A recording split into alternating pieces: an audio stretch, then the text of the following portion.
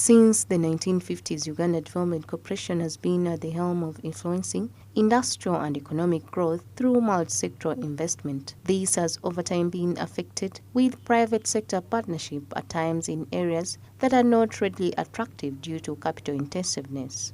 Today, while presenting the ministerial statement for the corporation, officials from the Ministry of Trade requested the Trade Committee to approve increment of the corporation's capital from 500 billion shillings to 5 trillion shillings. This request was completely rejected.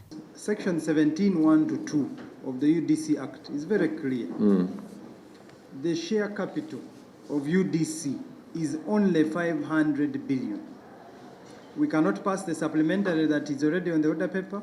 We cannot even pass this budget that we are sitting here to appropriate, because you are supposed to bring a statutory instrument which you are supposed to present before Cabinet and to Parliament, which has not yet been done. According to legislators, government already violated the legal approach following disbursement of money through the corporation to companies such as Atiak, Abubakar Munyonyo, among others, without a statutory instrument presented to the legislature.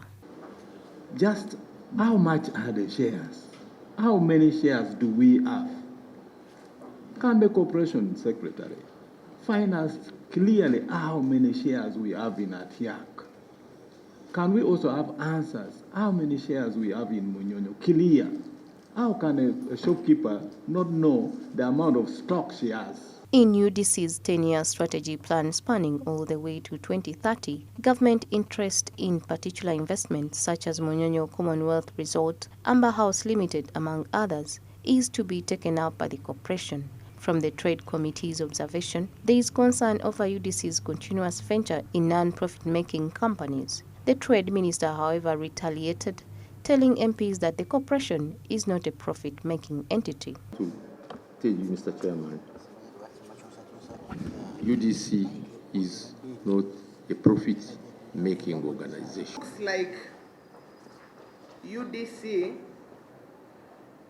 is now becoming the channel for extorting taxpayers' money, because a serious government cannot take up businesses that are not making profit unless you're telling us you've become an NGO, so that you're donating taxpayers' money to individual businesses. Our people are struggling, the business people are struggling, the investors, and they are paying taxes. Which example are you setting as UDC, the investment arm of government? Which example are you setting? If you can make a loss, if you can make losses in each and every investment you venture into, what do you expect from the other side of the private investors? On the other hand, the State Minister for Trade, David Bahati, informed members of Parliament that it is true some companies barely make profits instantly, but given time, profits set in. The committee has resolved to ask the Ministry of Trade to provide all the documents pertaining companies that have received buffer from UDC within a period of 1 week. Samula Hanifa, Smart 24 TV, Business Today.